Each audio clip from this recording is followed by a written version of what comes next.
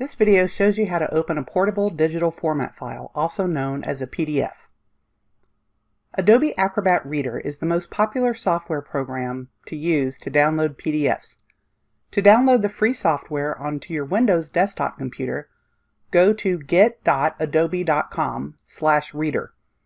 If you would like to add the Adobe Reader extension to your Chrome browser, make sure that box is checked. After downloading and installing the software, click on the file you want to open. On a Mac or Apple device, just double-click the file you want to open. OS X comes with Preview, a tool that opens a variety of files, including PDF.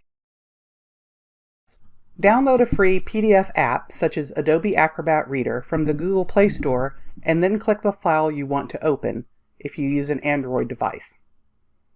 If you need more help, we encourage you to reach out to your local public library. Public libraries can help with many things, including letting you use a computer, printer, copier, scanner, or fax machine. Some libraries also have staff available who may be able to help guide you through the application process.